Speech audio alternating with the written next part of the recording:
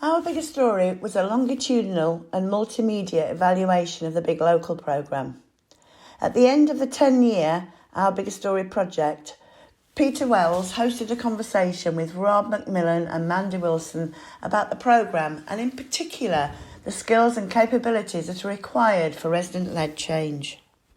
Mandy, Rob, so we're going to be talking about Big Local, Our Biggest Story, and I wonder whether you could just set the scene a little bit, just say a little bit about where the programme came from, where it originated. It was about being resident-led, residents being in control of money and being able to access support over a 10 to 15 year period to improve where they lived.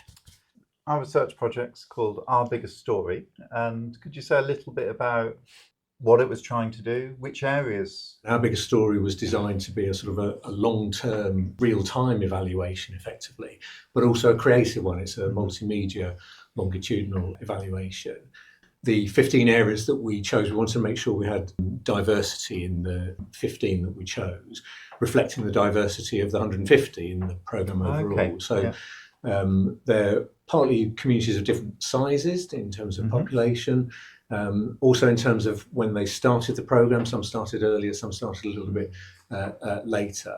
But perhaps most important was the fact that we wanted different geographical contexts. Inner city areas. Others might be sort of more kind of outer-lying estates in towns and cities, some coastal areas as well as some rural areas. So we wanted to kind of make sure we had a bit of that balance. Most of the Our Biggest Story areas, and it's probably true across the whole programme, didn't start spending very quickly at all. It took a long time to start spending their money because people were thinking and planning, and things do take longer than you expect them to as well. Yeah. The theme of the research this year, which is the skills and the capabilities that a whole host of people have in ensuring the success of Big Local. The kinds of things that we felt were important and that we wanted to ask people about were how groups come together and work, how they understand and listen to their communities, how they understand the kind of needs that are expressed in the communities, how they begin to prioritise what might be important to work on and what might be less important. So kind of planning a sort of realistic programme of work with the kind of resources that you have. And then how groups work together to sort of make decisions that can then realise those plans. And then also how do you deal with conflict and tension and difficulties like that. And managing conflict or dealing with conflict and what the skills were for addressing that. So there were different levels and types of conflict. And of course it is uncomfortable for people. And we're talking about very small areas here.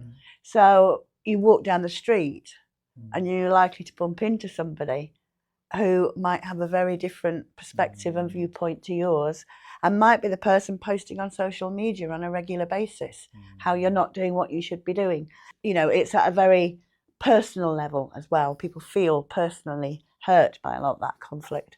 We asked the Our Biggest Story areas about the skills that they'd learned. They did talk about learning to negotiate, learning to listen, learning to stand back sometimes, but also just learning to deal with it and that understanding that, you know, you're making decisions that affect people's lives and they feel very passionate about those.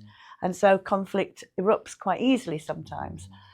Disagreements can kind of spiral because of people's passions and enthusiasms, which is very different to a local authority department deciding on priorities for an area. It is more personal, it is, you know, it's deeply emotional.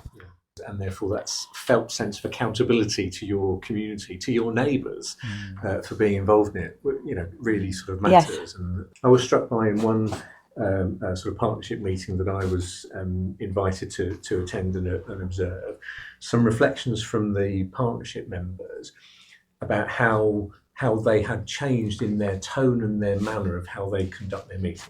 But we've also learned that those things can be worked through and talked about. I thought that was really important, their sense of reflection over time as they've sort of learned how they work together regularly. And I just wondered how skills and capabilities are supported. And that support could be sort of quite tailored and dedicated, so it could come from the locally trusted organisation, the reps or area advisors that supported the areas over time, and also they themselves employed workers. Local Trust made available a sort of a wider programme-based support on particular kind of themes and issues, and part of that support involved kind of networking, bringing groups together as well. People learnt through doing things. They were able to try things out. Sometimes they worked, sometimes they didn't. And if they didn't work, then they reflected on why they hadn't worked and they tried something else. And there was a kind of culture within the Big Local programme that you could do that. It's enabled by the design of the programme, i.e. that it's for you to decide where you go and how you decide priorities and how you might try to change them. But also there's a longer term period, so you've got the time to be able to adjust and amend things as you go. There isn't the hard and fast success criteria. Success means different things in different areas and for different people. And so it is much more a negotiated process of reflecting, learning and adjusting.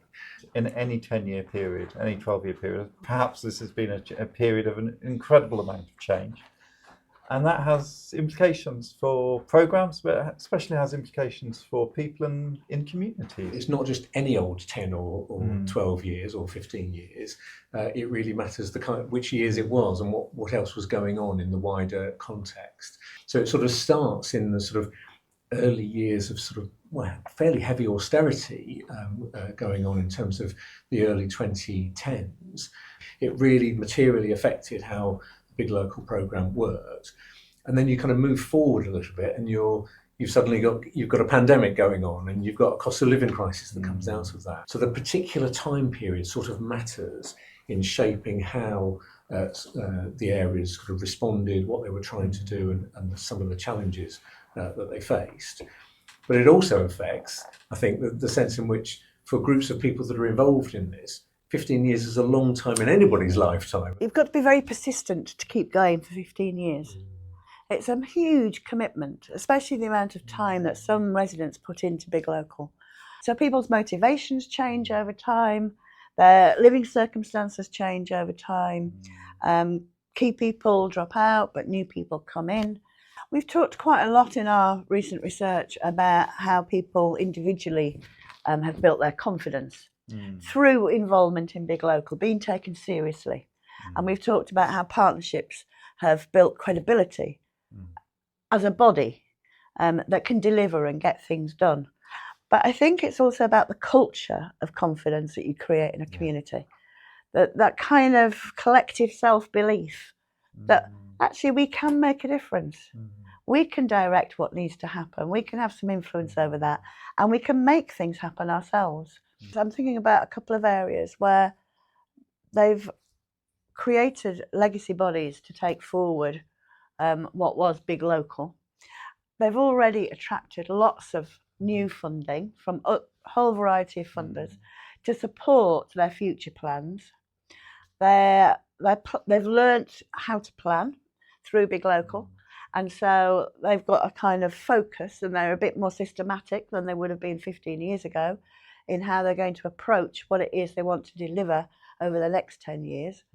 One of the things that's been striking about the research is that there's been this move towards people having confidence in what they're doing, being guided through a process. And they're not alone. There's not an assumption that, you just get on with it and do it. You are guided and supported to go through a programme. You're working with others. And that, I think, has engendered a sense of optimism, as you say. And I think that's an important final message to take away from this, is that you can make a difference within sort of certain parameters. It's not going to, you're not going to change everything all in one go, but you can make some difference at community level, and you can do so in a way that engages with a wider community.